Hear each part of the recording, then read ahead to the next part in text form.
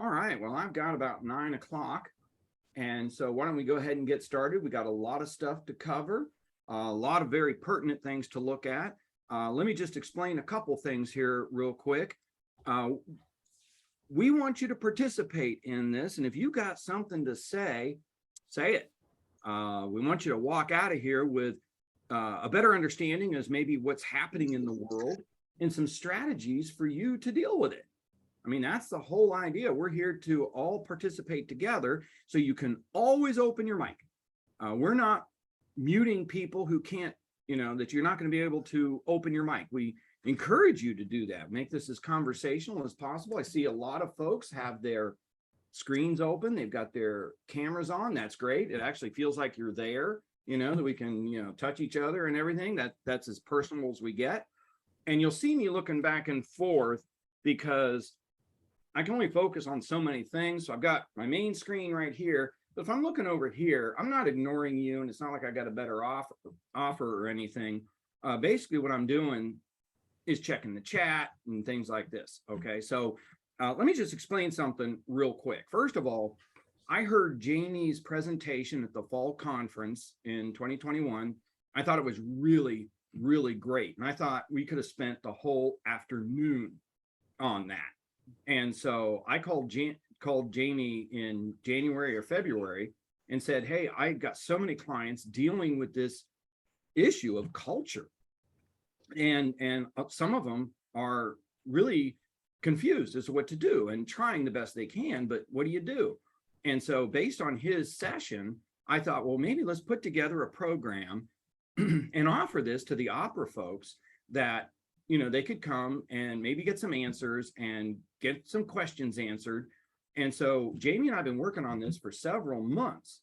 And so, and actually, we're going to tag team it here. Jamie and we're going to work through our slides and everything, but address some issues.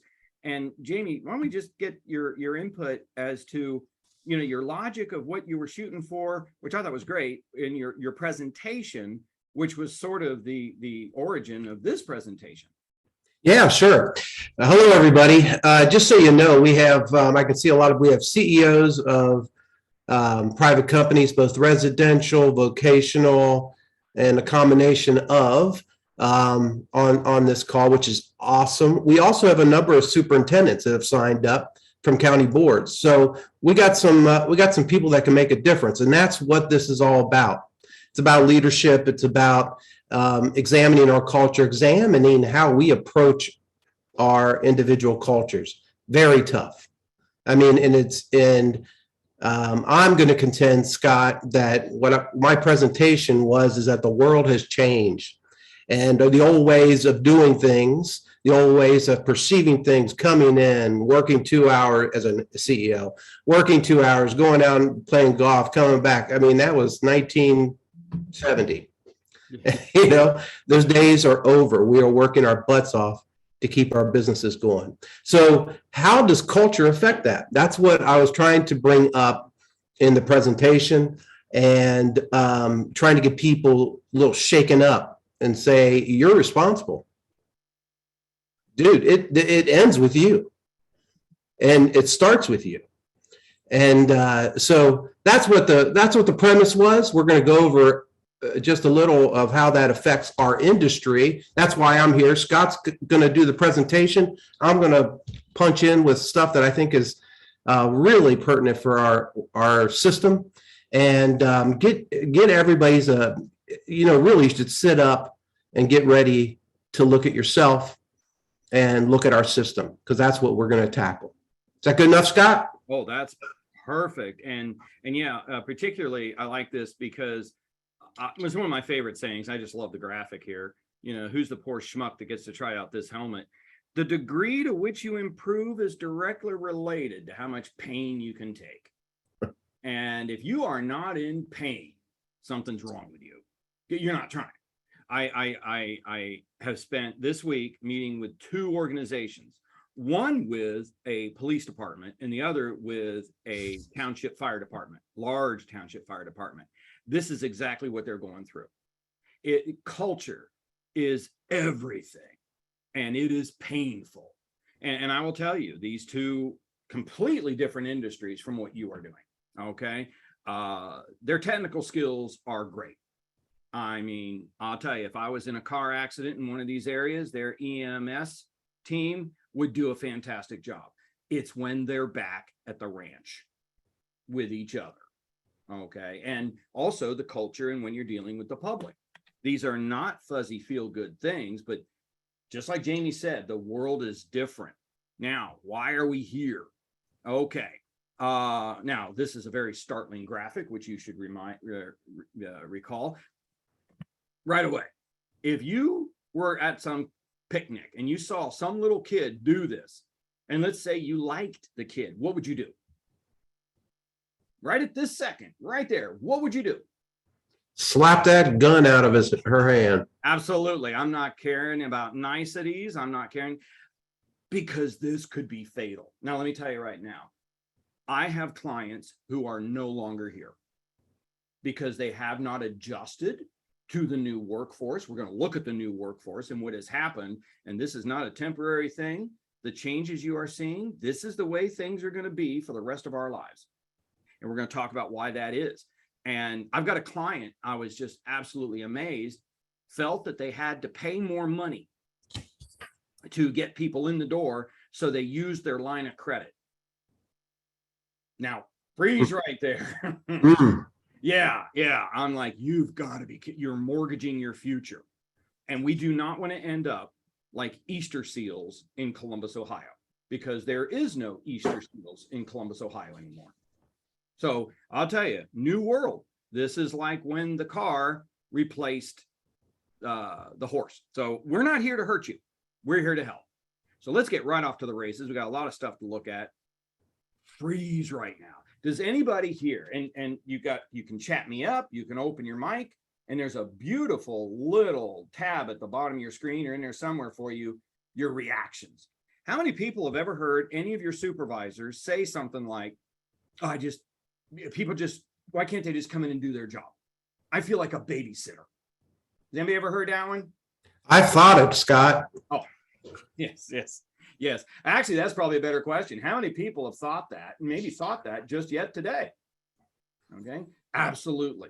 Well, think about it. You, okay, all of us, we didn't start off as CEOs or CFOs or directors of HR or something. We started off with our technical skills. Okay, so started off as social worker, you started off an accountant, you were responsible for you. Then you got a person. Somebody came up to you and said, you are such a great technician at what you do, sales or God knows what. I'm going to give you somebody that reports to you because your technical skills are so good. Then I gave you somebody else. And then I gave you a whole crew of people to supervise. Now, here's my point. You see the red line? In the beginning of your career, you were using all your technical skills. Now, I tell you, I've never talked to anybody in a position of authority who didn't regularly think, boy, I kind of wish I was back being a technician. That I wasn't responsible for people. And just look at this crowd you got here. You wanted to supervise people, the most fickle, the most emotional animal on the planet. Okay. And I'll tell you, in today's world, it's becoming worse. The mental health of Americans, the American Psychological Association said we are in crisis mode. And I don't think you can turn on the news without understanding that that's true. Now, look, as you moved up, managerial skills. Look, that red line right there, you're supervising all kinds of people now. And a lot of your people, a lot of your leadership, they're supervising a whole crew of people. You're using maybe 10 or 20% of your technical skills. You've still got those technical abilities. They're still there, but you're not using them because you're so busy doing other things. And I would contend, Scott, if I could just jump in here for a minute, in my case, I was lucky. I started out as a DSP in our field, so I did work that for a number of years. And you're right, dead on. I wasn't responsible for anybody other than providing the services to the individuals I was responsible for, right? Yeah. But you know what? Let's face the reality. We have people that in positions of authority right now that did not have that experience. Okay. And they came into being a high level manager or some other position, HR, whatever it might be, and then found themselves as the main person, the boss, the CEO, the superintendent of the organization or county. And I contend that, that can hurt you. Mhm. Because it's really hard to relate to the one area we're struggling the most is that DSP level. It's really, really, you can say all the right words, you can go to all the right conferences, but really, you haven't worked that. And that is something we should just, instead of being defensive about that, because I've said that to many leaders, you truly don't understand that role in your organization because you never worked it. Okay, what do I do now? And I think that's what we're going to try to get to. But accept the facts. The brutal facts are, as a leader, I may not know what is involved in the one positions, the level of positions that I can't find people to do. Yeah. Accept the brutal facts. Okay, you told me I could talk. You said you wouldn't mute me. No. Go ahead, Michelle. So I think as leaders, we're afraid to show our vulnerability, that we Thank don't you. know things, and we have to. It's not, yes, I'm responsible at the end of the day. I did not start as a DSP. I currently work as a DSP often, and it's given me some street cred, but I think it's also okay to say, that's not my specialty, but show me how, show me what you're doing. Being vulnerable and saying, I don't understand why this Hoyer doesn't work this way, whatever, it's simple things.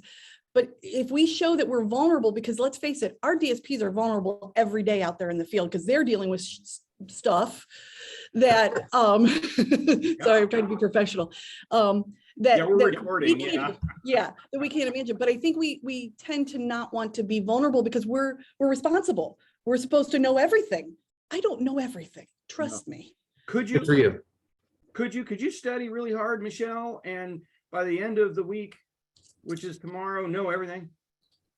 Sure. Yeah. I don't sleep, so I can do that. Definitely. Yeah. Now let's look at what this. I love this. Thanks, Michelle. Michelle, you send me. You email to me. Here's your reward. I don't know if it's a reward or not. Maybe you won't talk anymore. I'm going to send you a free book. Okay. Wow. I mean, I just love it when people speak up. Michelle is our PowerPoint going right in here for the day. Let's combine these here. Jamie, what a great example. We're going to put Jamie's picture over here from Michael Scott. Jamie is not a DSP anymore, but he was. He still got that knowledge to draw on. Wonderful. But Jamie, there are positions in your organization that you've never done, right? Absolutely. Yeah. Accounting. Okay. Does that mean you can't supervise those positions? It does not mean that I can't supervise it. Now, right here. I hope one day I could maybe write something half as good as the Good to Great book. Unbelievable. I have worn out. I buy CD. Well, I don't buy CDs anymore because that was like so 1990s. I download Audible. I go through a couple of books a month by listening to them. This is a phenomenal book. And he looks at these great leaders. Great leaders don't have all the answers. You want to hear something really interesting? Dwight D. Eisenhower never commanded troops in combat. Never. Patton, Montgomery, all these guys knew 10 times more than Eisenhower. But Eisenhower could manage people.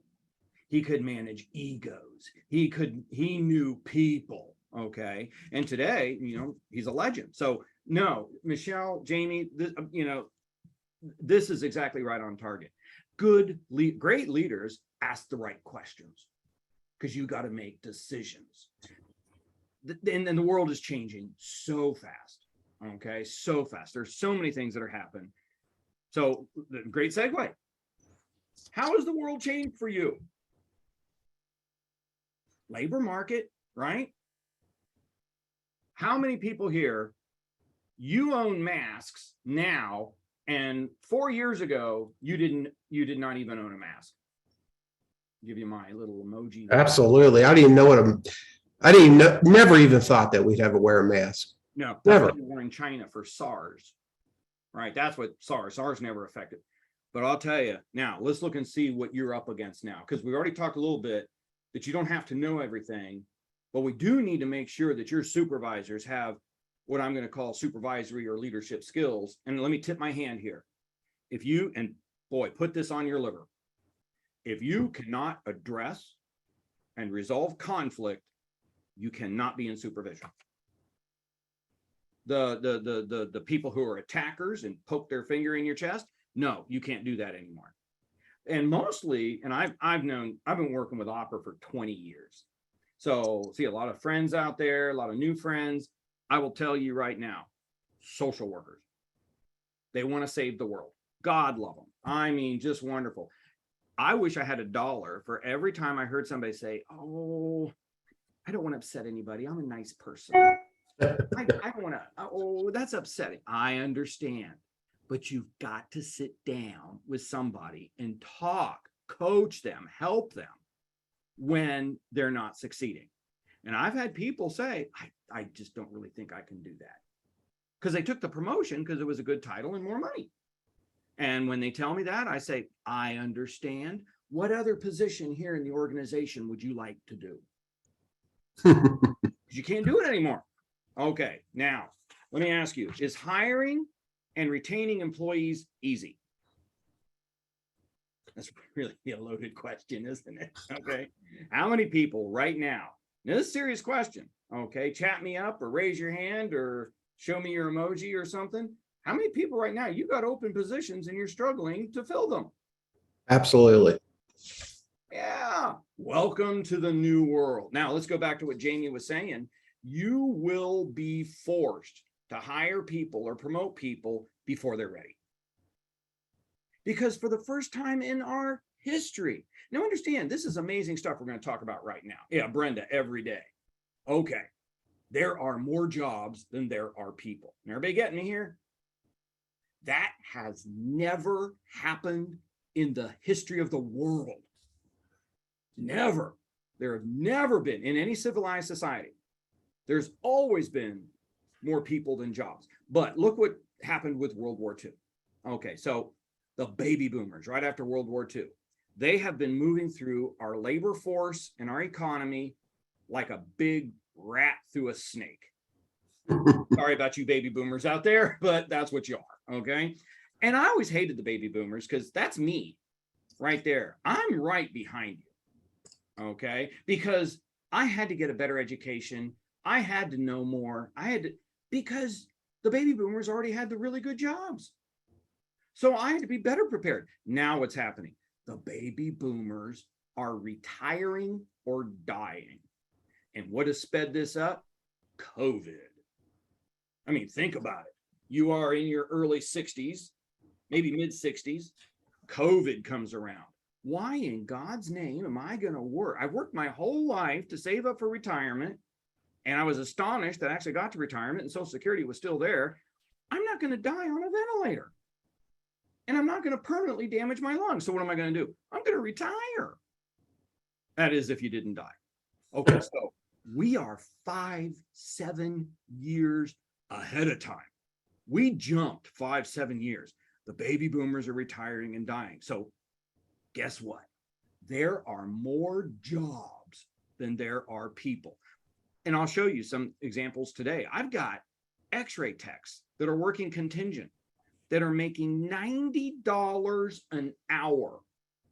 Now, freeze right there. How many people think $90 an hour is pretty good? Okay, and I know your wheels are turning. That's $180,000 a year annualized. That's pretty darn good. Your ends are meeting. Pretty good. If your ends aren't meeting at $180,000 a year, you got real problems. Okay, you just, you got credit carditis or something. I don't know. Okay, something's wrong. But, think about this. Yes, Brenda, yes, I think you're doing pretty good. Okay. Now think about this. At the end of the shift, this x-ray tech took off her name tag threw it in the face of her supervisor and told her to go to hell. I've got nurses making $260 an hour. Do that math. Wow. Yeah. Because what happens in a hospital, if you don't have enough nurses for ratio, you've got to send your patients to another hospital. Now, how would that look on the evening news? That's right. Your competitors, they're very competitive. Oh, if I was, and I'm not picking on anybody, if I was Riverside Hospital and I saw that Mount Carmel was doing that, and that's not what's happening, I'm just using them as examples because they're right near me. Oh, I'll tell you right now, if I was Riverside, I'd send a camera crew down there to get a picture of what's happening at Mount Carmel, that they're taking people out, okay, by the droves. Okay, and they're quitting. 200, now you see where I'm going? $260 an hour isn't enough to put up with you. Okay.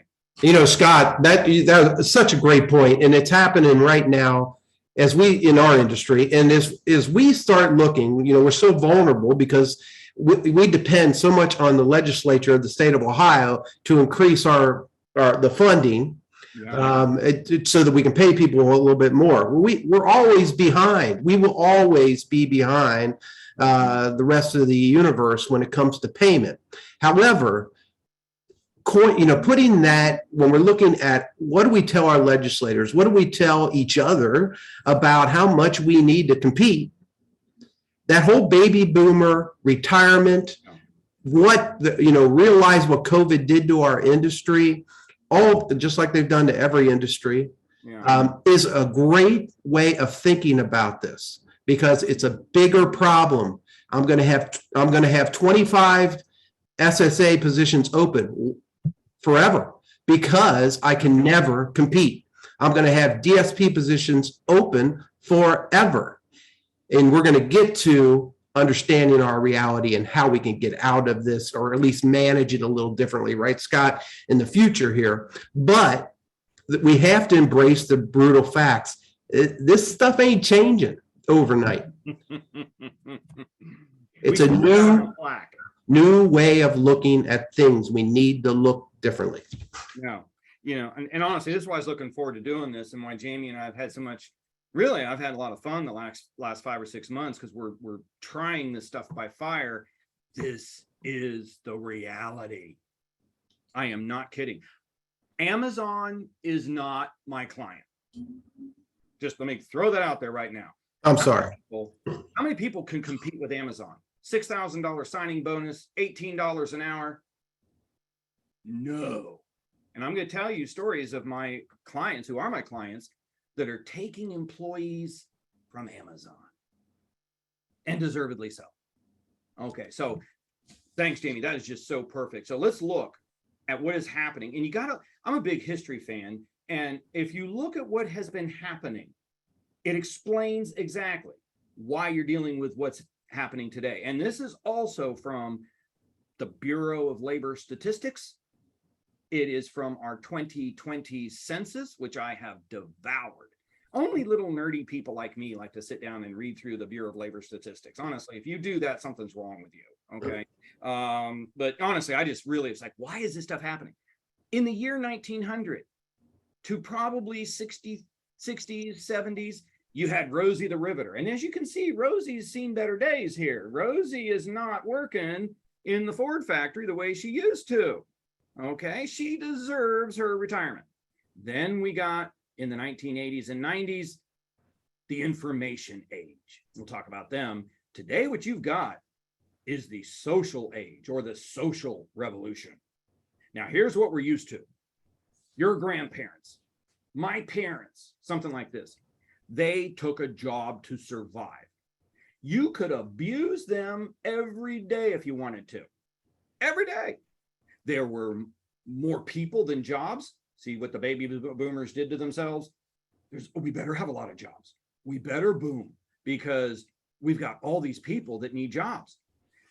Anybody here, your grandparents or your parents that kind of grew up during the Depression, worked through the Depression in the 50s, did you ever hear them talk about how fulfilling their work was, and how they had a good balance of job and life and things? You ever hear that? My grandfather would have looked at me like, They paid me. That's why I was there. Okay. My grandfather actually lived in a residential area, and he had cows and chickens in the backyard, which I really wonder what the neighbors thought of that. Okay. So yeah, that's survival, isn't it? I mean, that's like, oh my gosh. I don't know if you've ever lived next to a chicken ranch, but it's terrible. Okay. This was picking apples. Actually, you could go and you could hire people. You could just go pick up the apples off the ground. You didn't have to pick them out of the tree. Okay. Now, this never worked. We survived. But look here, it was always when you went to work because you had to, period. Monica, absolutely. Absolutely. That's why we got unions, people. At one point, 38% of our workforce was unionized. Why? Because they'd rather pay $500 or $600 a year to the steel workers than deal with you. Okay, so it didn't work. But then we got Bill Gates. And I probably should put, it's a debate, it's a fast race. I maybe should put Stephen Jobs there because this iPhone has changed the whole world. Okay, my parents took care of survival. I didn't worry about eating. I always had food. Now, that isn't true for a lot of Americans, but, you know, for a lot of folks, it is. I went to work in the 1980s, okay? And I would work for free. I would take any crappy job just to get experience. And when I had an interview, boy, oh boy, I put on my suit. I had a suit. Actually, I couldn't afford a suit. I had a sport coat and a pair of dress slacks that were only for interviewing. And how many people can relate to this? You had an interview. It was time to march. Oh my God. Thanks, Tony. Yep. Now, how many people here worked really crappy jobs for really crappy employers? Okay. Yeah, me, Brenda, me. I'm getting all these yeses here. Yeah, you guys are figuring out the chat. That's great. I think everybody should have a crappy job. If you've never had that crappy job, you need to go work at Amazon for a while. So you appreciate what's good. Okay. Now, Appreciate crappy. I will tell you right now, and tell me if this is right. If anybody's interested, I'm on brain health right now. I'm doing a lot of free sessions on brain health because I'm a big advocate of mental health, big advocate of what we got to be doing in the workplace. And my oldest son is trying to get into a graduate program, and he's running into all kinds of bad situations. My advice to him is good. Everything that happens to you that's bad is good because you're going to learn from it. Right. Okay. So then we got the internet. Young kids today, and these are the kids. Amen. So right. Thanks, Brenda. I'm just using Google as an example. Now, these are the Gen Yers and Gen Zers. Okay. My best employees are the ones who fought for everything they had. Thanks, Monica. Yeah. I love to hire the evening students. Oh, I love that. These people will dig a hole for you right away. They will march through fire for you. Now, the kids born 1993 and up, the Gen Zers and Gen Yers, this is the fastest growing segment of the labor market. Everybody get me? Baby boomers are leaving, and this group is coming in. Now, let me just also freeze here. They are demanding quality of life. They don't worry about survival. They don't worry about getting experience because there are more jobs than people. Now, you tying this all together? This has never happened before. You kind of see why I've got so many clients are like Bambi on ice. And the ice ain't going away because this is the way it's going to be from now on. You are not picking apples. You're not even climbing a tree to get apples. You're panning for gold. And I will tell you, compensation wise, you will never be able to compete. Just like my warehouse clients right across the street from Amazon, they cannot compete for money. So they got to make it up somewhere else. This is good news for you. These kids right now, they demand quality of life. Now freeze right there. This is so smart. Okay. How many people right now, let's just take a poll. How many people here, you know somebody who is on some kind of psychotropic medications? Yeah, there you go. Yes. Look at this. Okay. Now, Who's not? Who's not? Yeah. Okay. 70 to 80% of everybody is on some kind of psychotropic medication. Do you know that 30% of the workforce has active post-traumatic stress disorder? 30% of all police officers have active post-traumatic stress disorder.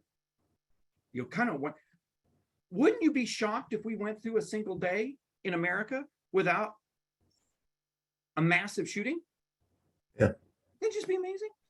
Let me give you something else that scared the bejeebies out of you. That this is the reality of the world, folks. Hey, remember, I'm not here to hurt you. I'm here to show you this is the world, and we gotta come up with solutions. Okay. We have 38,000 physical assaults in American workplaces every week. That's 38,000 trips to the emergency room. That's 2 million a year. Yeah, it's sad. That's the norm, Tony. You're right. We have 2.5 murders every workday in America, in American workplaces. That's more than you're seeing in the schools. And last year, 2021, we set a record for that. Okay. Oh, I was going to mention, if anybody wants to sit in on my session tomorrow, hey, I just give this stuff away. Okay. I'm a former post-traumatic stress disorder survivor, and I am here to tell you, we got to get on this. This is my religion. If anybody wants to come to the session tomorrow, it's all free. It's free to everybody. I don't charge for that stuff. I want people to get mental health.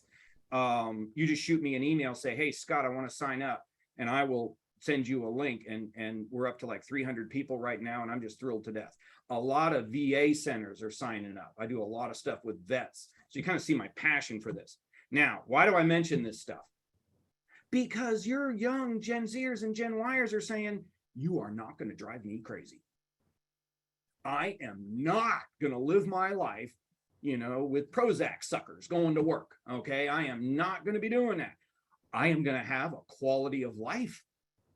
Okay. I'm going to have an employer who treats me with respect, that I am allowed to disagree with them. I am going to wear my purple hair. I am going to have my tattoos. And I'll tell you right now, I was on the phone with a hospital here in Ohio. Guess what? New policy. You can have colored hair now. You can have tattoos. You can have piercings in your face. Now, I don't know about you, but I ain't piercing no eyelid. Okay. That's nasty stuff. Okay. You see how the world's changing? Scott, I bet I know you and I would love to be able to color our hair if we had. I do color my hair. Can I make a point here real quick? Please do. Yes. So I'm sure a lot of you, like me, are sitting looking at this slide and knowing that Scott's correct, right? We have a new crop of potential employees that you can go back to the other one. The one there you go. We have this whole crop of employees that we're going to have to find a way to tap into and figure it out. However, I'm sure you're sitting there thinking the same way I am. Well, these aren't the people that we are recruiting. We're not recruiting the young white kid necessarily for our jobs. However, we can, ultimately. But guess what? It's not just with them. It's just not with the people that are college educated and are coming out and saying demanding quality of life, quality of job, quality of employer. It's the folks that we're hiring at the lowest level of our organizations, our DSPs, our SSAs. These folks are not immune to demanding quality of life. I'm not working, 80 hours for an employer because they don't have enough people, and my life sucks. I'm not going to have that. I'm going to be looking for somebody else that'll pay me the same as 80 hours at 40, and I'm going to be able to go home to my kids. Yeah. And maybe I'll be able to keep my spouse around. In fact, I demand that. I want that. I want a good quality of job. I'm not going in there and getting beat up every day for this crap money. Yeah. I'm not going to do all of this every day where I have as an SSA and I got to figure out who gets the money and who doesn't and play the bureaucratic game. I'm tired of that. We're not immune to this. These aren't foreign concepts to our industry. People demand quality of life. People demand quality of job. People demand quality of employer. Look in the mirror. Are we able to adjust to meet that need? Thanks, Oh, Scott. I agree. That Well, perfect. I perfect. think that's the question as a leader right now, is that is such a tight rope right now. Our field, there are too many people to serve, not enough employees. And you're getting the pressure from the community, the family, the employees, Dodd, whoever, as a leader, and it's sometimes crushing because I can't make everybody happy. I know in my agency, we have made it, look, all leadership, you pick a vacation. If you don't, I'm picking it for you, and you're taking your time, because the last 2 years they haven't taken their time. Yeah. And I'm like, you need to go away. You need to step away from this. You need to recharge yourself. Not saying that doesn't mean that somebody else is picking up the slack and working 90 hours to do that. But our field is built on people. And now that's all changing because we don't have people. And that's, between the pay and the lack of people, it's almost imploding. And I'm not normally a Debbie Downer, so just for the record. So where do we find that balance to survive these next couple years? Because we've got a long road ahead of us. We thought 2020 was bad in 2021. I think and I'm an HR professional by trade. So for me, we knew this was coming. We did. And we didn't do anything about it in our field, quite Right. frankly. It's not a couple years, Michelle. We got to figure it out, or our industry is going to fall apart. Well, exactly. And at this point, we are, when we all need to work together, I know for myself, Jamie's been an amazing colleague to me, and I have Liz on here. So, there's plenty of people to serve. We're not competing for people to serve. So we got to work together to solve this, because there won't be an industry. And that's in our, so when you talk about culture, we've got to be like, rah, we're going to get through this. We're going to do this. When we're thinking in our heads, oh my God, how the hell are we going to do this? Right. Yeah. Sorry, you told me to talk. Good point. You're after You get another book. Yeah, you get a second one. Yeah. One to throw at somebody when they take you I off. was just going to say, can I throw it at somebody? Yeah. I got lots of books. I'll send you one. Yeah. This is so perfect, because let me tell you right now, as more and more baby boomers retire, what you're going to see is this shift of the rat moving in the snake. The rat is going to move to the front of the snake with the Gen Yers and Gen Zers. Let me just make a couple of points here. They're not right on everything. Okay, we say, well, we have to comply and do all this stuff for the Gen Zers. You still set expectations coming into your workforce. That means you do have to call off, a certain time before your shift. You do have to let us know, when you're going to take vacation time and things like this. They're expectations. But you got to remember too, these young folks have seen what's happening to us. They're not going to do it. And second, you don't get your frontal lobes until you're 25, 26, 27, 28 years old. How many folks right now, you got people under the age of 30 working for you? Okay, you are a mentor now. I'm going to keep coming back to that supervisory stuff. And we're going to, yep, thanks, Jessica. Because, hey, this is where you are right now. Okay, and this is going to basically shift towards the Gen Zers and Gen Yers. Monica's given us, I think one of the most important things right now is to make sure that you are doing what you can to keep your employees mentally healthy. Thank you. That is exactly. Absolutely. Yeah. And I will tell you, these young kids, they know neuroscience. I'm amazed when I use terms like neuroplasticity or amygdala or something like this. They know exactly what I'm talking about. Oh yeah, they know. And they're saying, you are not going to do this to me. So many are treated as a number. And right now that adds fuel to the fire. You are so right, Monica. We are in a field that is mentally, physically, and emotionally exhausting if you do your job. So it's important that we are taking care of our team. And Jessica's given me an exactly. Right. I agree with all this 1,000%. So we're setting the field here. And I'll tell you, Jamie and I have really looked. We've got very concrete solutions for you to try. Okay. Now, everybody's familiar with Maslow, right? I want you to think of the industrial age as 1900. We're moving up all the way through to 2021, 2022.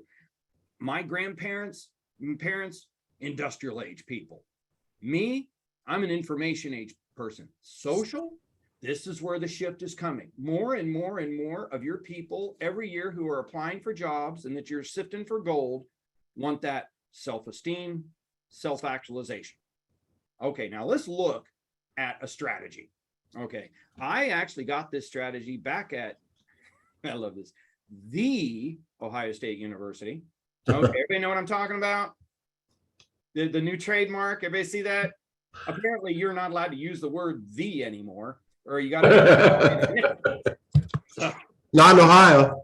yeah. So I don't know. Okay. We always think, and this is where I've been discussing so much with my clients. Okay. Pay. That's where we go.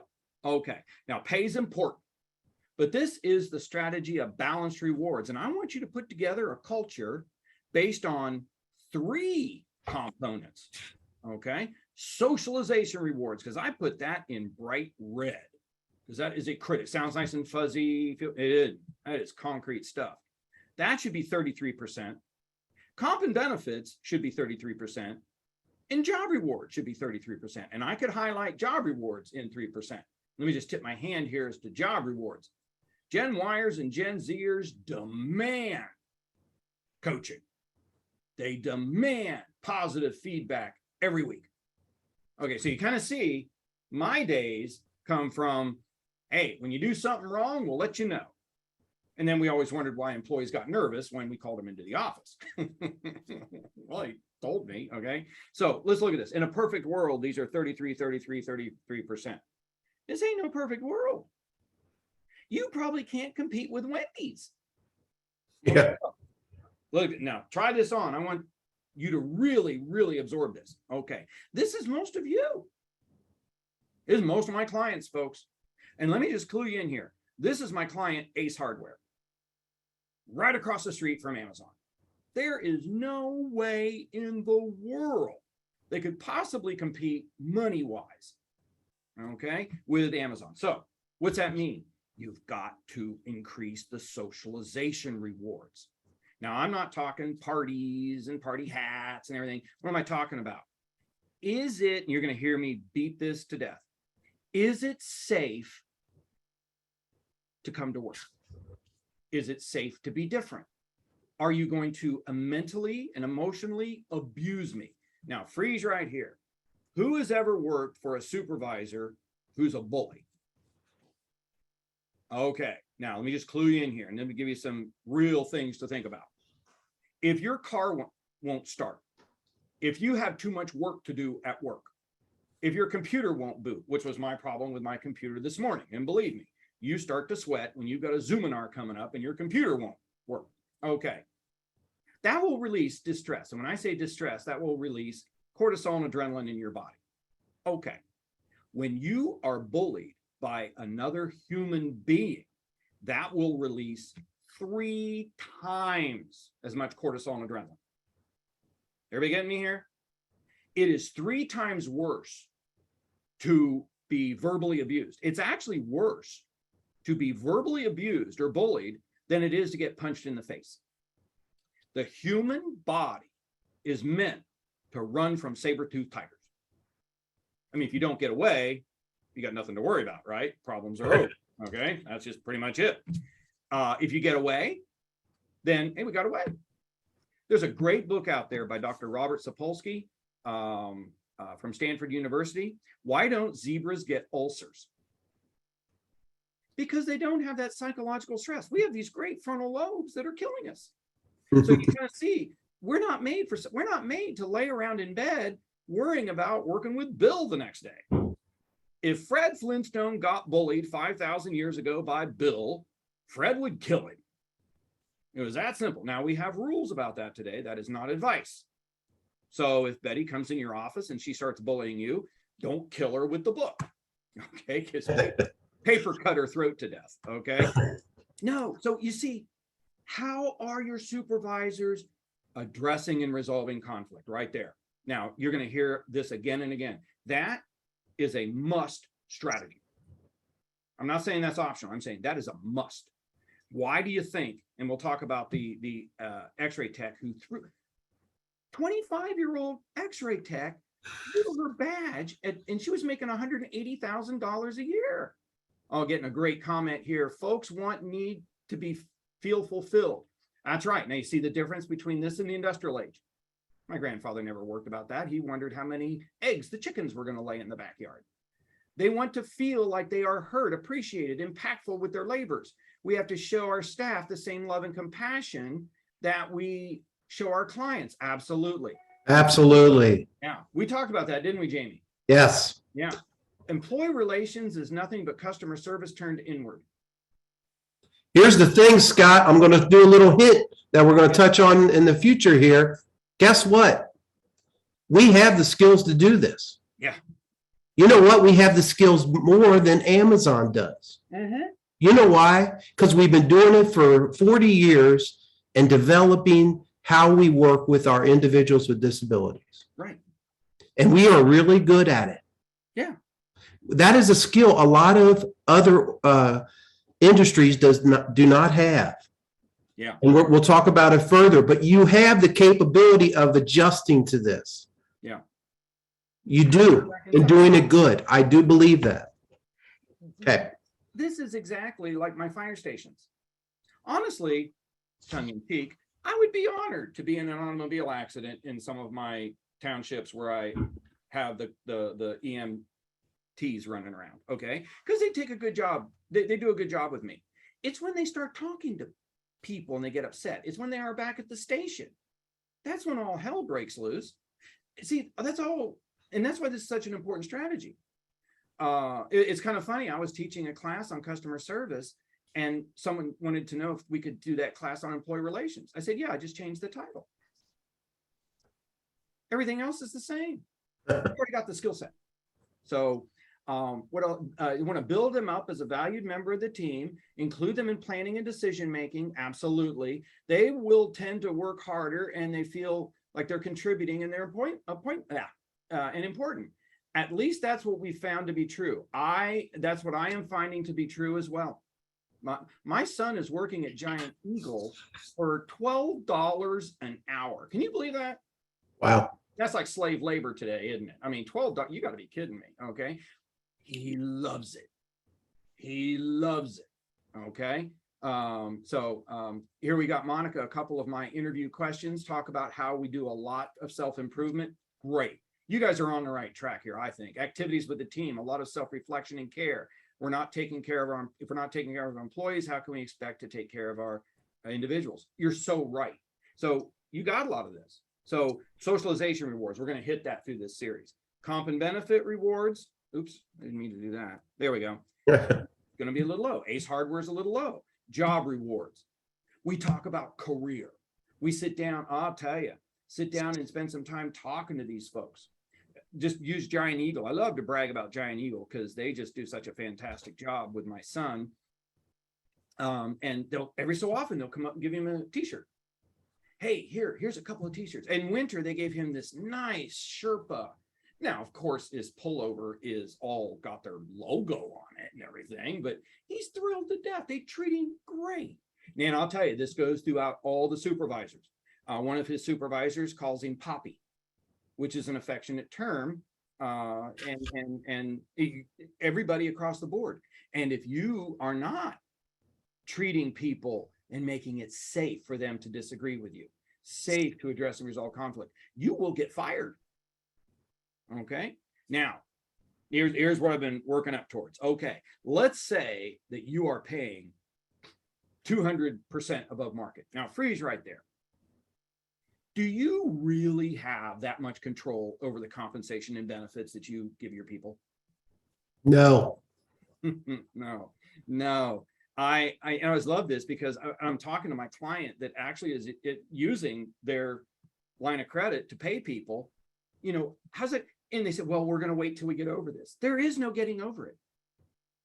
This is your culture in cement forever, or at least until you die. Okay. And so this is the way things are, folks. And as everybody's been mentioning, this shift towards the socialization and gratitude are important. Now, if you've got somebody that comes to you, and this very likely could happen, hey, I got a $5 or $6 an hour raise. I hate to leave, but I got to go. There's nothing you can do about that. $10,000, $12,000 a year. Are you kidding me? You can't do anything about that. And that is the greatest compliment to you, because that means you are really pounding those socialization rewards. And what's that mean? Your folks are coaching. Your folks are making it safe. We're addressing and resolving conflict. Okay. Let me give you a great idea. Okay. Great one. The United States Supreme Court, and let me just mention, whatever's going to happen in the world today is in your workplaces that afternoon or tomorrow. And it's all because of this, isn't it? Okay. The United States Supreme Court any day now is going to release its decision on Roe versus Wade. Now, freeze right there. Are you going to have people, one way or the other, no matter what they decide, upset? Yeah. Yeah. And that's a highly emotional topic, isn't it? Okay. What are the chances somebody is going to verbally abuse someone in your lunchroom because they disagreed with their opinion on abortion? What are the chances of that? Pretty good. Pretty good. Okay. That is your culture. It is never okay to yell at somebody else. Never. Never. And Jamie hit it on the head, and so did Michelle. This is what you are designed to do. When's it okay to yell at a client? Never. Never. Never. Okay. So you kind of see why that's my $90 an hour Gen Zer, 25 years. Now think of the chops on this woman. 25 years old. She's an X-ray tech. Stands up to her supervisor, throws her name tag at her, and tells her to go to hell. Oh, boy, that I don't care what you pay. People won't put up with it because they can go somewhere else. Now, the question is, will anybody work for you? And one thing we're going to talk about here is you want to really focus on this culture, and you want your people to be going out there and writing reviews about you on Indeed, on Glassdoor, because I always check with my clients and I see some horrible things written out there. Now, there's nothing you can do. You've all got problem folks. Everybody's got, I'll tell you, I call them the 5%ers. Okay. If you gave $1,000 bonus to everybody who works for you, wouldn't 5% complain that they had to drive in to get it? Yep. Yeah. Okay. Come on. You know, I know people who would boo a home run because then you don't have anybody left on base. All right. No. I will tell you right now, you got to drown those out. Get your people out there. And let me give you a link to a service that is just great. I got this from a guy named Joe Ritello. Boast, B-O-A-S-T. It's go out and check it out. It's a program where your people and clients can write wonderful things for you on your website. You should have a whole testimonial section where people are saying wonderful things about you. You want your people excited about coming to work for you, excited about coming and being interviewed. Make sense? Just one more example. I got a Honda supplier who very well might be, and this is starting to catch up with them. Michelle mentioned it. Jamie mentioned it. This has been coming for a while.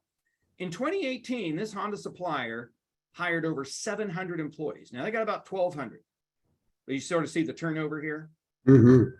Okay. At the end of 2018, of those 700 people, they retained only 60. And these folks are paying, and I'll tell you right now, full benefits, full health insurance. You don't pay a dime for anything. Short-term disability, long-term disability, life insurance, health insurance, retirement. You get 3% towards your retirement, blah, blah. These are Cadillac benefits, $18 an hour. People quitting and leaving. Why? Because, quite frankly, the leadership is run by kangaroos. They thought as long as I pay people enough, I can abuse them. No. Everybody with me on this one? Does this make common sense? Yes. I'll tell you, this is right from the page book right there. And when somebody leaves, you never ask them why they're leaving. They always find more money. They always find something. Ask them why they started looking. And I'll tell you right now, people start looking because there was a problem with the socialization rewards or the job rewards. And this is what Gallup poll is saying. America's way of managing employees is 30 years out of date. Okay. Is this all getting us on the same page of really solidifying that culture? Because I'm with you. Now, here, let me turn it over to Jamie, because I think these are just right on target. Sure. So let's look at our culture. You know, there's a difference between an organization that we all refer to, right? This is our organization. This is our county board. This is our Department of Developmental Disabilities. Because and the culture within that we're trying to develop. So an organization is what you do, right? We do this. We do this service. We provide this type of care in our industry. It's what you produce or the service provided, what the broader community views as your purpose. Now, let's talk a little bit about that, because talk about Michelle. Michelle brought it up. All this pressure that's on us as leaders to change. And they're coming from employees, they're coming from families, they're coming from, and let's face it, the people that are paying for the service, meaning our county boards and our Department of Developmental Disabilities, our Department of Medicaid, the federal government. And they haven't changed what they expect us to do. But in reality, all things are changing. That's what we are as an organization. It's what we do. The culture is what the organization believes. I'm a big mission guy. I pushed it. And I know it's a fluffy subject, but my God, if I didn't have a mission as a nonprofit, I wouldn't know what to do when shit hits the fan. Because when shit hits the fan, I look on my wall and oh yes, that's what we're about. You got to embrace your mission, especially as a nonprofit. But as a for-profit, you got to do the same thing. My God, county boards, you better look at that mission every day, because things are changing, and it's just starting. Families are going to start demanding services because they're paying that, voting for that levy. And what do you mean I'm on a waiting list? Or, oh yeah, there's no waiting list anymore. Okay, whatever. It's what the organization believes. Believe in your mission. And if you don't believe in the mission, change the freaking mission. Yeah. Another thing with culture is what the motivation is toward fulfilling the mission. So again, are you really bought in to what you do? Are you really, really emotionally, all of your being as a leader, are you really behind what you say to the public that you do and can do? I don't know. I don't know. I think we have a problem with this in our field. I don't know if we give lip service to our mission. We hide behind our mission. Well, guess what? Our employees can figure that out pretty quick. And they know you're just full of BS. And you really don't believe what we're doing. So that's the beginnings of culture in your organization. Do people believe you? Do they believe you as the leader, that you believe in the purpose and you have some idea of where the future is? Guess what? That's your responsibility. Your responsibility. Employees want you to predict the future. Right? Relatively, in a realistic way. If the future looks like crap, we need to tell them it looks like crap, and you need them to help fix that. How employees feel, interact, and utilize each other's strengths. Well, I don't know how much time we all spend on this with our employees. How our employees feel. Do we go around and ask them how they feel about their job, about their life, about their work-life balance, about the rewards that we've been giving them? Do they like those T-shirts? Do they take them to Goodwill after we're done? Give it to them because they want something different. It's not all about money, but money is very important. But as Scott pointed out, especially in our industry, we need to balance. We need to balance all this. How they interact and utilize each other's strengths. Really? Do we help our employees see the strengths in their coworkers? Guess what? That's our responsibility. Employees' impression of your leadership. This is where it hurts. It hurts because you know what? It is us. If you're in a leadership position right now, or if you're in a management position right now, people are looking to you. And if you don't have any kind of answer, if you don't have any kind of ability to empathize with their situation, so you have an answer, you're going to have a hard time. Brian, you have your hand raised. Yeah, I struggle with why so many people coming into the workplace aren't, or supposedly trying to come into the workplace, don't even give us a chance to show them these things. I mean, I guess I'm the voice of the grumpy old manager here, but so many people in the incoming generations, they don't return calls, they don't show up for interviews, they don't show up for the first day, or they show up and then they ghost you. These are the up and coming leaders. I mean, I understand the high expectations that people have, and I have four young kids in the workplace, but there's got to be some reciprocity too, as far as the respect and the expectations. And I don't understand where that's going, because I don't think any of us would be where we're sitting right now if we had engaged in that sort of behavior coming into the workplace. Yeah, Brian, I think that's great point. And I have problems with that same issue. I guess my challenge, and I'll have to see what Scott thinks about this, but my challenge is, you know what? If it's not working, we better change, because maybe there's a way of the way that, instead of spending so much money on Indeed, which, my God, half my budget goes to freaking Indeed. They have to be making the most money out of everybody in society. Maybe my expectations of come in for an interview, come in for a second interview, go through, maybe meet with a team. Maybe that needs to be all thrown out in our industry. Maybe we need to do something different to attract people in. Maybe we are over-regulated industry. Maybe we need to look at, the basics, of course, background checks, things like that. But maybe there's a way that we change our orientation. Maybe there's a way that we change the way we market ourselves. That's another topic, because we're not real great at marketing to potential employees. So I guess I agree with you, Brian.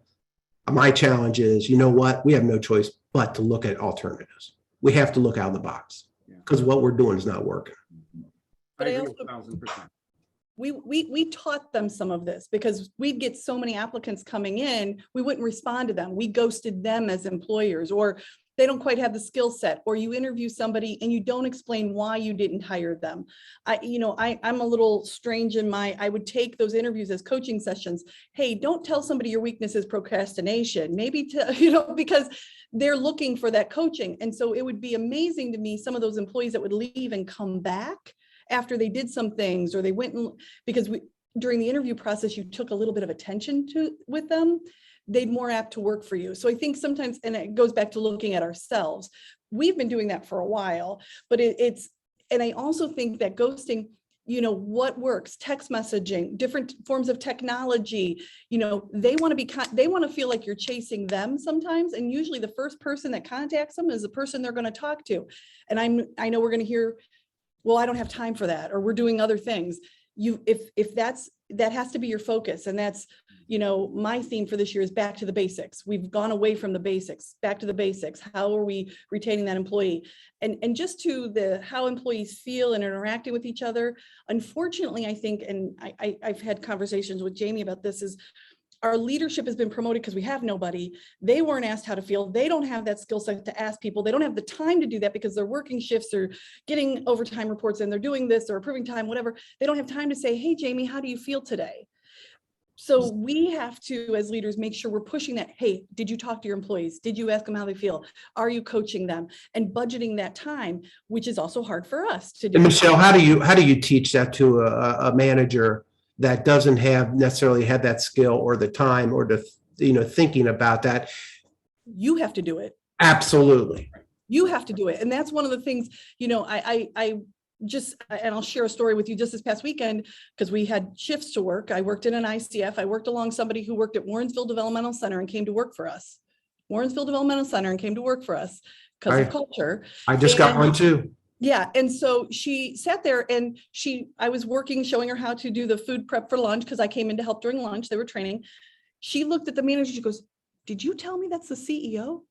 And she said, "Yes." She goes, "I've been doing this for 13 years. I've never met the CEO at most of the places I've worked." How about that? And so what does that tell me? It tells me that even when I'm 100% staffed, because that will happen one day, I'm optimistic. We have to make sure we're present and showing them that that's not beneath us, and we respect what they do, because they're professionals. They are professionals.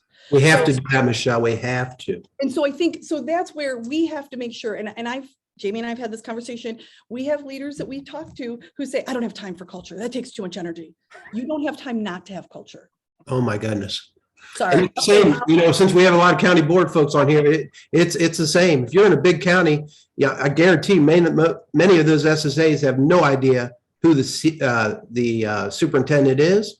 They may know the name because they signed the check or they send down the policy, but it's your job to get out there. Those days of just sitting in your office and talking to the commissioners and, "Oh, I did my job today." No, you didn't. Because you know what? For the first time ever, you can't find SSAs. And your lifeblood is, and you know it, is the SSA. TCM is very big and for any county board. Yeah. So we're all in this together is my point. This is wonderful. This is absolutely what I love. I feel like a, Kentucky Derby horse getting ready to go, because this is just so exciting. Let me make a couple of comments here, because I want to go back to Brian's comment, because this is such a challenge. Okay, we live in a disposable society, don't we? Bottles are disposable, toothbrushes, just everything is disposable, which gives us another problem with the oceans and landfills and things like this. But this is the generation that's coming up. So the common courtesy of getting back to somebody if you're not going to make an interview is not there. But let me tell you, there's some things that absolutely have to change. I'm going to send to everybody. I've got a piece written out on the strategy of balanced rewards. We talked about it, but I want to send this to you to read before our session for next time. I'm also going to send you, don't choke on them. I'm going to send you a lot of stuff on your orientation program. Okay, on this and this and this and this and this. Okay, I want you to think of getting somebody in the organization as adopting somebody, a baby, for the first time. I mean, you invite everybody over, everybody's all excited. And the other thing is, your orientation program begins at your interview. I'm going to send you some emotional intelligence questions to ask in your interviews. Okay. And you tour. Someone comes in for an interview, then you take them through. Orientation begins at the interview. The days of sitting back and grilling somebody or, asking them, why should we hire you? Those are gone. Those are gone. Now let's go back even further, because Brian makes a perfect point. They didn't even show up for the interviews. How do I do that? You've got, and I know this is something that is got to get that wheel turning. Got to get that wheel turning. You have to market to your people, to your applicants, the same as you market your services to clients. Yes. Now that is a major shift. It's like, what? Because it's actually harder for you to get employees than it is to get clients. Right. Okay. So what am I talking about? Glassdoor. I mentioned them. I want people to say, "Oh, look at these folks." Okay. And let me tell you, I have clients who are fully staffed, have all the applicants they need, and the only turnover they have is what I would refer to as desirable turnover. What's that mean? You really Yeah. on here. Yeah. So, and understand, how do they do that? And some of these aren't even on the bus line. They don't even have that advantage. Okay, so how do they do it? One of them is Delphia Consulting. And if you want to go to their website, Delphia Consulting.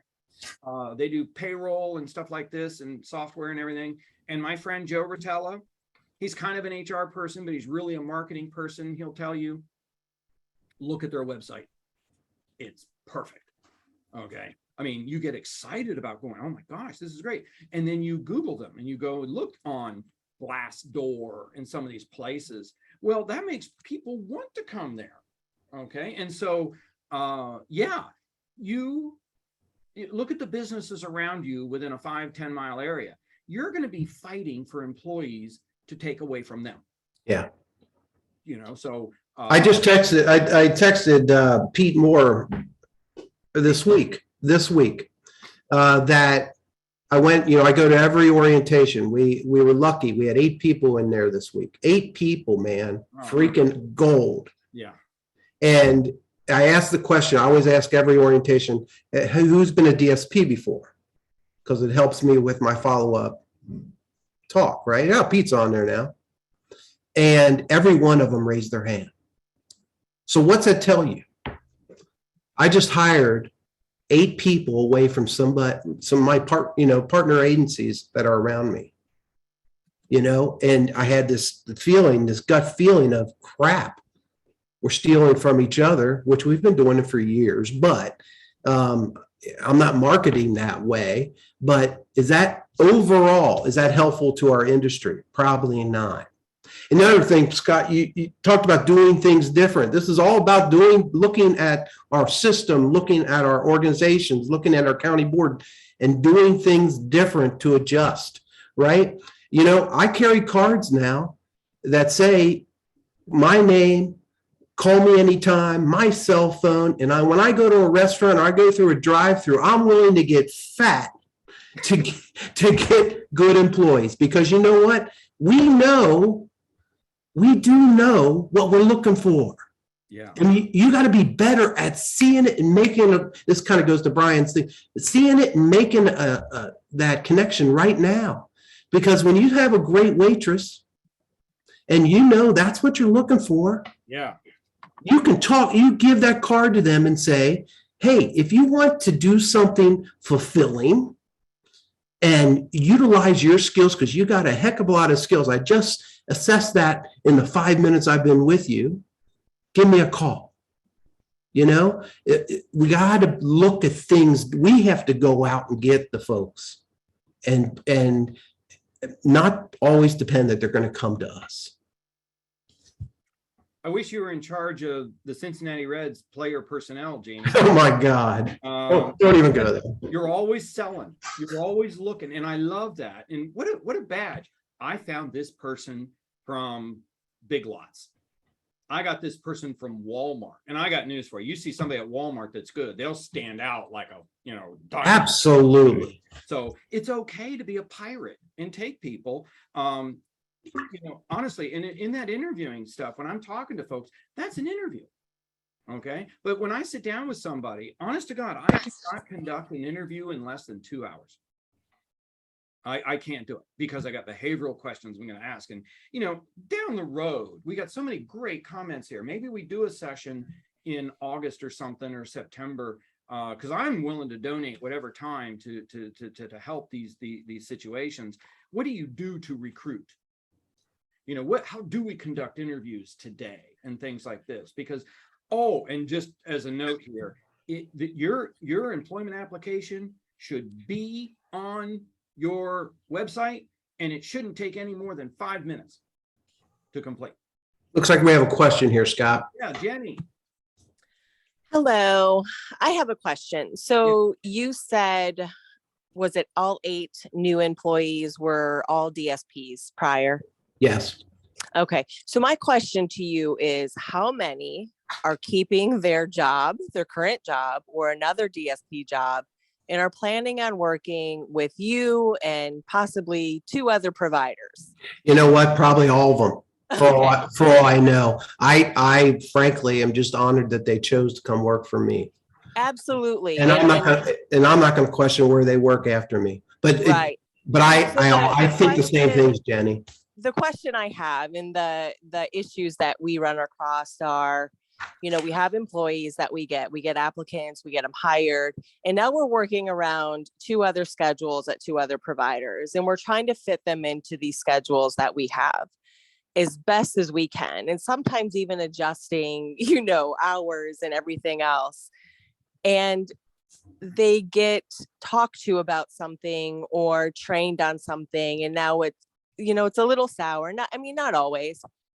And their attitude is, well, I'll just go pick up 20 more hours at one of the other providers. So we're always, I feel like, battling that balance act between, of course, keeping employees happy, trying to give them hours, but we're working around so many other things because they work at other providers. It's not gonna change. Yeah, it's so difficult to maintain. It is. And that's, yeah, this whole stuff is difficult, no doubt. This is new world stuff for all of us.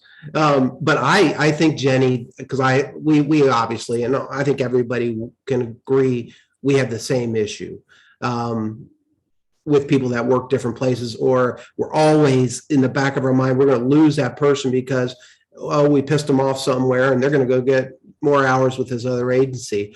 That's going to happen. But guess what? We know that. So I guess my concern also is, some of these employees who do work their butts off. They work, and they might be working 24 hours straight at multiple employees, working third shift at one employee and then going to another one during the day. Yep. My concern is liability liability, as far as them being awake and alert and, Yeah. so desperate to. Are you in HR, Jenny? No, I'm not. I'm an area manager at Dungarvan.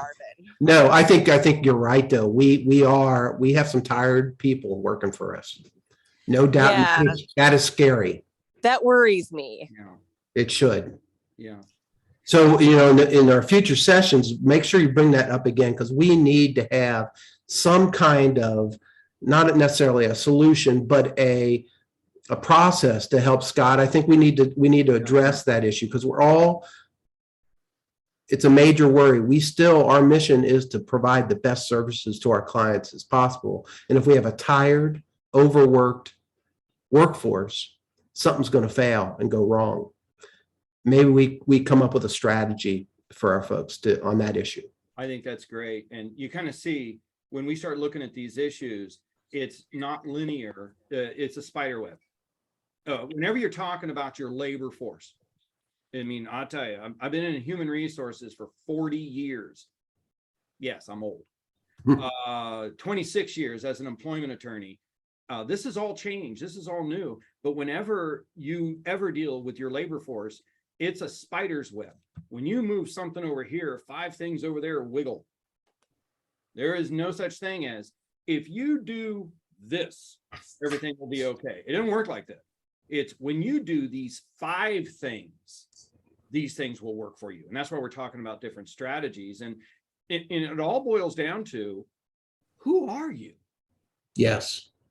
Who are, and I love, I like to use different analogies. I was with that fire station earlier this week, and some of the employees wanted to be able to go out and wash the trucks and have their t-shirts on and shorts and things like this. It's comfortable. Okay. Now I'll tell you, this is in a high-end suburb here in Ohio. And the chief said, that is not who we are. We pay top dollar here. And the people of this community see us. Oh no, I want shoes tied. We are paramilitary. This is who we are. Another guy wanted to put flames on the fire truck. That's like, oh, wait a minute. That's not really what we're about. We're trying to put those flames out. Okay. He said, no, that's not, but you know who you are. Now, see what I'm really relying on here? Who are my Opra people? You care for people. You got to take away, or you got to find a way to turn all of that stuff you're already doing inside your people. And I'll tell you right now, just use this as an analogy because we're going to look at creating safe environments and everything. How do you see yourself and how do others view you? And this gets back to Brian's point. And I think this is one thing that American business has not done, but boy, oh boy, everybody's going to do it. So you want to get on this before the company down the street does. Okay. You've got to start changing the way the world sees you to come to work there. I want to come work there. Okay. I'll tell you, Google, this blows my mind. Blows my mind. You take a pay cut to go work at Google. You don't make more money there. Now you get stock options, which could really help.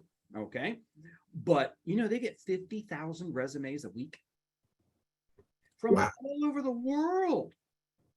Now, I don't know about you, but I ain't moving to California. Okay. I don't care if I can get a house right next to God. Okay. I am not moving to California. Oh my gosh. You got to be kidding me. That is not who I am. But everybody with me here? So we're going to look at some examples. And it's kind of funny. I went and I took some examples that Jamie's got hanging all over his walls in his organization. Whose job. I am a wall hanger. Yeah, I love that. But it reminds everybody all the time, okay, as to who you are. And that should guide your decisions. We got to start getting that with our employees. Now, let me just sort of show you some examples here. Forbes, now this is not good news, but I like to take what is working and isn't working, find out why something isn't working, and fix it. Okay, so first, right away, in this country, at best, 33% of all the organizations will hit their strategic goals. And part of that is attaining and maintaining cultures. Now, in a good year, that means 67% the culture is just lip service. I mean, honestly, when I do a program, and let me tell you right now, change. I'm going to be 62 years old. I know I look 32, but you do look good. You look good. I'll tell you, lighting and whatever does the trick. But I will tell you, you got to change with things, and I'm changing more things than I could even imagine. But that's exciting. That's exciting. People got to get into what you do because it's exciting. Like Jamie said, is it fulfilling work for you? If it isn't fulfilling work for you, you got to go somewhere else. Okay, so I only do programs that I get really excited about. So that's what has to happen with your culture. In some years, at worst, Forbes magazine tells us that only 4% of the companies in this country hit their strategic goals, and that includes maintaining their culture. Now, think about this. Why? Number one reason, and here's where we're going to pick up next time. Number one, because supervisors do not address and resolve conflict, so there's no trust. Okay, from now on, everything we are going to look at, how do you build trust? How do you build it? And I've heard so many things out there. Well, that's a fuzzy topic. That's kind of hard to define. Baloney. If you Number one topic, in my opinion. Hmm? Number one topic with our employees, with each other, with our system. We do not trust each other, and we have no idea how to get that. And that's what we're going to look at, Jamie. And Jamie and I have had a lot of fun talking about this. And honestly, this is my passion in life. And some of you even have my buttons. I order buttons by the thousands with little underdog on them. And it says, is it safe? You're right. If there's no trust, you can't fill up your car with gas, can you? You can't take a pill. How do you know there's any Motrin in that? That's trust. Okay. So I will tell you, the only time you build trust with another human being is when you are in conflict. Now let that sink in. We build familiarity. And I love that. The Good to Great book, take a page right out of it. I should be on a first name basis with the CEO. There's no ivory tower. We're a team. You should be able to see the coach right away. Okay. And I tell you, just not to segue, is being the head coach of Ohio State football a good job? How many people think? Do you get seats in restaurants? Oh, I'm sure. Oh, yeah. And never mind the $9 million a year you get. Yeah. Okay, so that's pretty good. I don't know what that is an hour. Can anybody calculate that for me per hour? A lot. It's a lot. It's more than I'm doing, I'll tell you that. But freeze right there. This guy, I mean, one of the best programs in the country. One of his football players was thinking about suicide. Everybody hear this story? Yeah. Harry Miller. Okay, great. The center. And I'll tell you, anybody who's ever played football or knows football, that center, no pun intended, is the center of that line. Oh, thank you, Chris. We've got somebody out there from the world of accounting. Thank you so much. And everybody write this down. That is $4,326.92 an hour. That's good. Ends are meeting. Ends are meeting for the next 5 generations. Yes. So, but you know, I'll tell you, we're going to talk about building trust. We are going to talk about, now freeze right there. If you are your son is a blue chip kicker, football player, what are the chances that you see this type of stuff? And this coach cares about his players. I mean, really cares about his players. What are the chances you'll send your kid to Ohio State? Oh, I'll tell you right now. And I've been a Buckeye fan all my life. And I will tell you right now, those kids' health and safety is more important than championships. And I believe that 100% from Tony out there. Okay, so you've got to be able to address and resolve conflict. And we'll talk about that a lot. Number 2, too complicated. I should be able to go up to anybody in your organization and ask them, why are you here? What's this all about here? Everybody should have a pat answer. Boom. It comes out. That's what it should be. And I'll tell you, where are we going? Well, I'm gonna have a fun ride. I love this stuff because you can really make a difference in your organization and in the world. We are going to focus on trust. Is it safe to be who you are and come to work for you? And that we're going to define it. We're going to look at it. We're going to dissect it. And we're all going to do it. Okay. Question. Scott, I just want to throw one last parting Please. comment here and just give something to think about before our next week's session. Also about, I want you to think about trust, like Scott talked about, because that's where we're going to go. But we talked about Good to Great today, right? And Good to Great is a great book. It's a great theory on leadership. It's a great theory on how an organization runs.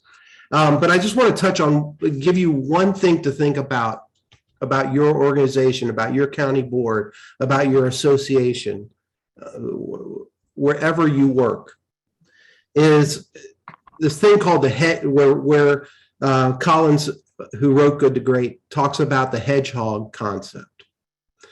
Weird name. I brought my hedgehog. I got my hedgehog here. Those that have been in class with me know about the hedgehog concept, but it's real important to think about this. It's basically 3 circles, right? And you look where the target is, where they interact. That little part where the 3 circles interact is where you want to focus your energy. So the first circle up top is what you are deeply passionate about. What is your organization deeply passionate about? The second circle over here is what you can do best in the world. What are you best at? Right? And that's hard as a leader to look and say, God, this other part that we do is okay, but we're not really great at it, but we really are good at this. We need to look at that as leaders. And then the third circle is what drives your economic engine, right? And where do you get the most funds to pay your employees to do the best job that they can do? So you look where those circles interact, and some hard decisions are going to have to be made by you as leaders. There may be things that you're not great at and maybe you shouldn't be doing, right? There may be things that you're not really passionate about, but you're doing it just because somebody asked you to do it. What are you really good at, and focus on those things. If you could do that this week, it's a tough exercise because right away you're saying, why are we spending our energy on this other stuff? And your employees, and so when you look at all we talked about today, when you have to spread your energy out to even programs that aren't working, you're wasting your time. You're wasting the energy that you need to keep to bring people in and to keep people. Retention is about doing the best, because then they'll get behind doing the best and you can pay them a little more. So think about that. What is your organization the best at? And then why are we doing the things we're not so great at? That's it, Scott. I think that's perfect. Perfect wrap up, because you can't do you're not everything to everybody, are you? Right. Yeah. Okay. All right. So other comments, questions before we get back at life, and we'll get this posted for you for anybody on your staff who you want to have listened to it or you want to listen again, but we will be back at it a week from today for moving on into the trust building and some real skills, and think of what you thought about today. Think of what you liked. What are you going to push back on? It is all fair game. And I think that's what makes it cook. We're hoping to be posted on Opra, right, Scott? We'll talk to the Opra folks. I'm sure Christine and everybody, we will get that out there somewhere. Is that good? Sure thing. Get a Yep. big thumbs up from Christine. There we go. Okay. Excellent. Sonia's telling me yes, absolutely. So I'm going to download this, and as soon as it is downloaded, I will forward it over. And yeah, we want to use this and expand. Thank you for dedicating your time this morning to yourself in your organization. This is what this is about. Yeah. And this is part of your job as leaders, is to dedicate time to think about what you're doing. Who are you? And that's what we're trying to help you with. Yeah. Oh yeah, we're all more powerful when we come together and get these great ideas out there. So, okay, well, we're going to sign off then, let you get back to your things and ponder this throughout the week. I'm sure you'll be waking up at 2 or 3 in the morning thinking about this, and we're going to have a lot more fun next Thursday, and we're going to find some solutions here. Okay, everybody take care and stay safe. See y'all. Take care of yourselves.